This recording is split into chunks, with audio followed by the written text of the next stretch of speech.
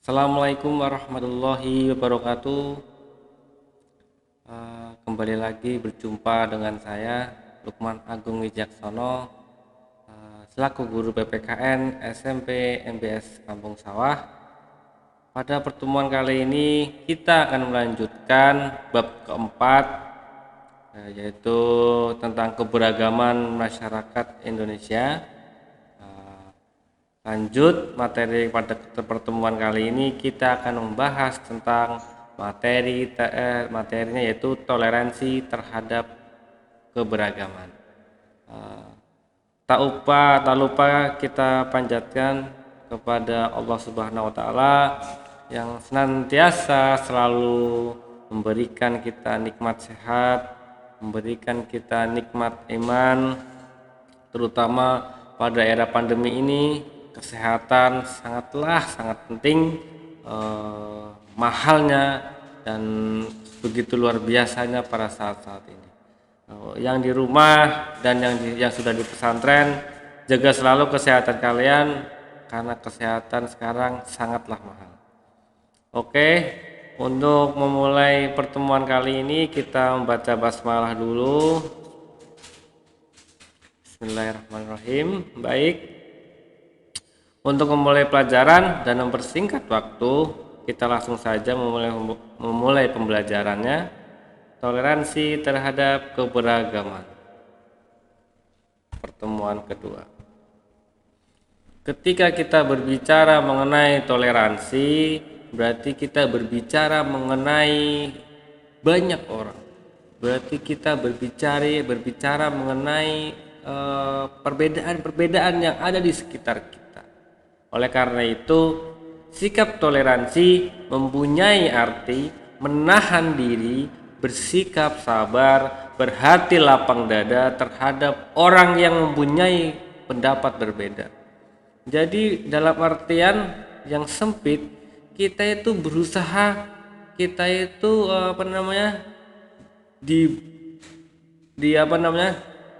disuruh atau dibuat untuk bersabar, dilatih untuk bersabar, dilatih untuk bersikap menahan diri. Itu pun ada di dalam agama kita, yaitu agama Islam. Kita harus selalu tawakal dan lain sebagainya, harus bersabar. Itu ada semua di dalam ajaran agama Islam lah. Di mata pelajaran PPKN pun sama, teman-teman. Toleransi itu artinya sebenarnya begini, bukan kita toleransi, kita mengiyakan pendapat lain, kita mengiyakan kepercayaan orang lain, kita membenarkan kepercayaan orang lain, tidak. Tapi toleransi mempunyai arti yang sesungguhnya, yaitu apa? Menahan diri dan bersikap sabar. Itulah arti sebenarnya toleransi. Jika kita toleransi terhadap orang lain, jika kita bisa menerapkan sikap toleransi ini, maka kita akan bisa mewujudkan bagaimana Indonesia yang damai, Indonesia yang indah, Indonesia yang rukun, walaupun banyak keberagaman yang terjadi di Indonesia. Yang kedua, kenapa toleransi sangat penting?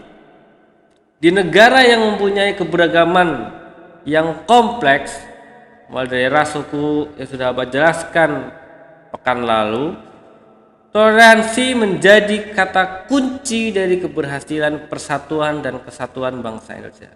Jadi, persatuan dan kesatuan bangsa ini bisa terwujud kalau masyarakat Indonesia tahu apa itu toleransi, mau menjalankan toleransi, dan berusaha menjaga apa itu toleransi. Tahu, mau, dan menjaga itu toleransi. Oleh karena itu, toleransi itulah sangat penting untuk menjaga persatuan dan kesatuan.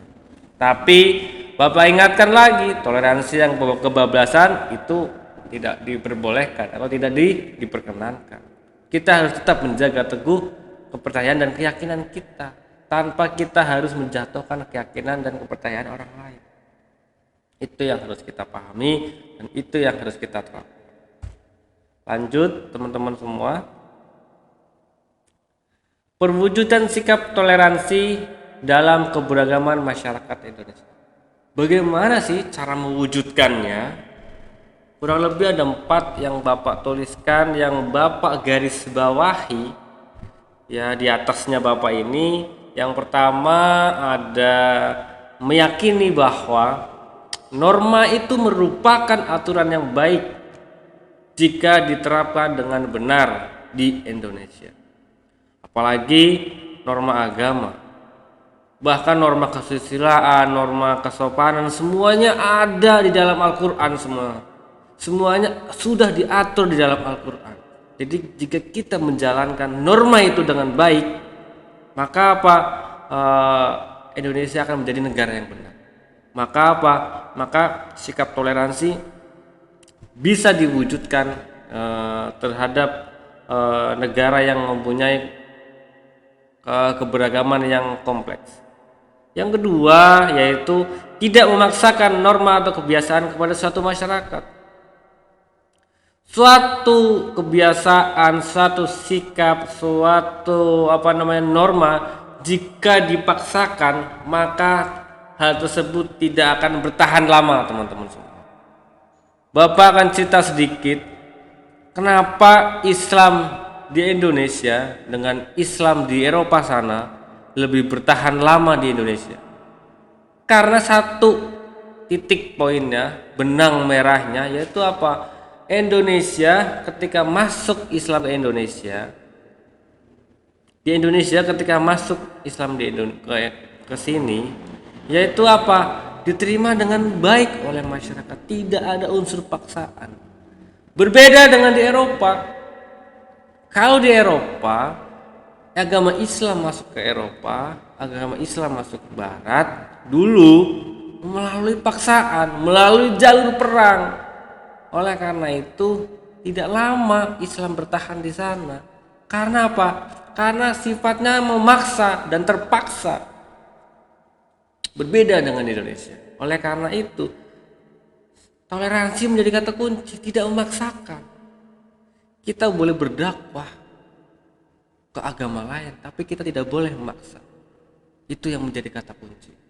Itu yang menjadi keberhasilan penyebaran agama Islam yang masuk ke Indonesia. Yang ketiga, itu singkat cerita saja kenapa perbedaannya. Kita lanjut ke materi.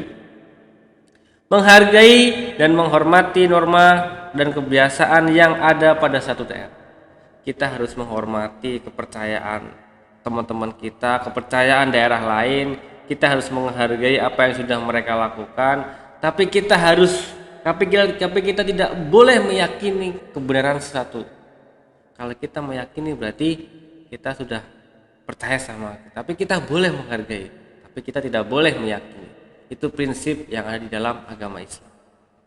Yang keempat, tidak memandang rendah satu norma atau kebiasaan yang berbeda dengan kita. Tidak boleh memandang, wah itu kebiasaannya orang Bali jelek, kebiasaannya orang Bali jorok. Tidak usah begitu. Karena setiap masing-masing orang mempunyai ciri-ciri atau adat yang berbeda-beda. Kalau kita mau berdakwah, ya silakan berdakwah. Berdakwahlah dengan baik, berdakwahlah disampaikan dengan lisan yang baik dan lisan yang jujur. Kurang lebih seperti itu. Jadi kesimpulan pada pertemuan kali ini, keberagaman bisa terjaga dan terjalin dengan adanya toleransi yang terjaga dengan baik di setiap sektor masyarakat Indonesia. Jadi keberagaman yang banyak di Indonesia ini bisa terjaga dan bisa terjalin jika toleransi yang baik bisa diterapkan di semua sektor masyarakat Indonesia. Itu kesimpulan yang pertama. Oleh karena itu, kesimpulan yang terakhir yaitu apa? Pada pertemuan kali ini, toleransi menjadi kata kunci untuk menjaga keberagaman masyarakat Indonesia. Jadi kata kunci untuk menjaga Bhinneka Tunggal Ika ini yaitu apa? Toleransi. Jika toleransi bisa diterapkan dengan baik di Indonesia, maka Indonesia akan nyaman, akan tentram, akan damai. Jadi kurang lebih seperti itu teman-teman semua. kurang lebih sudah 10 menit Bapak menyampaikan materi ini. Semoga materi tentang toleransi ini bisa kita terapkan, bisa kita artikan, dan bisa kita wujudkan di SMP MBS Kampung Sawai. Tidak boleh mencela, tidak boleh membeli, toleransi lah terhadap teman-teman kita. Kita tidak usah muluk-muluk jauh menerapkan toleransi di masyarakat, tapi terapkanlah dulu toleransi di setiap kelas dan di asrama atau di ruang lingkungan tempat tinggal Anda. Jadi kurang lebih seperti itu teman-teman semua. Jazakumullah bagi santri putra maupun santri putri yang sudah memperhatikan penjelasan dari saya. Kurang lebihnya saya mohon maaf apabila ada kata-kata yang salah atau kata-kata yang kurang mendidik dan lain sebagainya. Semua itu karena unsur ketidaksengajaan. Terima kasih. Wassalamualaikum warahmatullahi wabarakatuh.